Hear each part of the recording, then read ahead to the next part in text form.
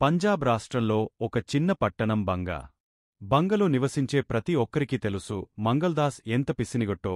ఒకసారి మంగల్దాసు దుకాణం నుండి ఇంటికి తిరిగివచ్చేసరికి భార్య పుచ్చకాయ కలింగరికాయ ముక్కలు తరిగపెట్టింది.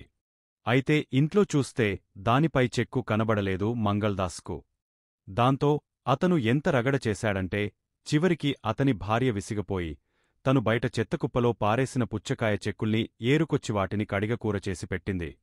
ఒకసారి ఆ మంగల్దాసు పనిమీద నగరానికి వెళ్లాల్సి వచ్చింది. బస్సు ఛార్జీలు మిగుల్చుకునేందుకుగాను అతను నగరం వరకు నడిచిపోయాడు. మధ్యలో నదిని దాటేందుకు మరబోటులో అయితే ఎక్కువ అడుగుతారని తాతల కాలంనాటి పాత డింగినొకదాన్ని ఎక్కాడు.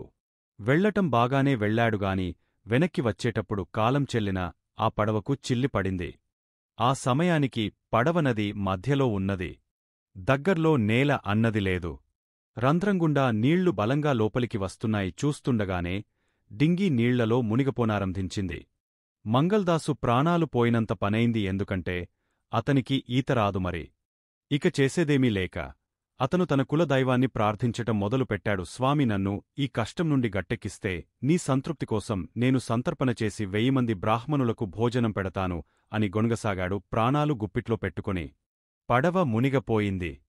మంగల్దాసు కూడా మునిగేవాడే కాని ఆ సమయంలో ఎక్కడి నుండి వచ్చిందో మరి ఒక పెద్ద కొయ్యదుంగ అతని పక్కకే వచ్చి ఆగింది. మంగల్దాసు గబుక్కున ఆ దుంగను పట్టుకున్నాడు. మెల్లగా దానిపైకి ఎక్కి కూర్చున్నాడు. భద్రంగా సర్దుకుని చతికిలబడి కూర్చున్నాడు. దాంతో భయం కొద్దిగా తగ్గింది. ఇప్పుడు అతనికి ఊపిరి పీల్చుకునేందుకు కొంచెం సమయం కూడా దొరికింది.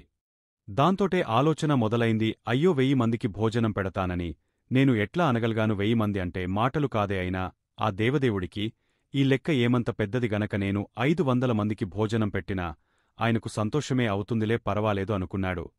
అలా పోయి దుంగ ఒక పల్లపు ప్రాంతాన్ని చేరుకుని ఆగింది. మంగల్దాసు కాళ్లకు ఒక పెద్ద బండరాయి తగిలింది.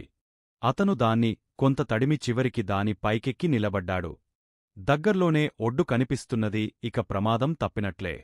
అతని ఆలోచనలు తను భోజనం పెట్టాల్సిన 500 మంది బ్రాహ్మణుల వైపుకు మళ్ళాయి. 500 మందికి భోజనం పెట్టనవసరలేదు. 500లలో ఏమున్నది, 100 మందికి పెట్టినా మా ప్రభువుకు సంతోషమే. ఆయన నిత్య సంతోషి కదా, ఏమీ పరవాలేదు అనుకున్నాడు. బండమీద కొంచెం సేద తీరిన తరువాత అతను మళ్లీ దుంగపైకి ఎక్కి ప్రయాణం సాగించాడు ధైర్యంగా. అది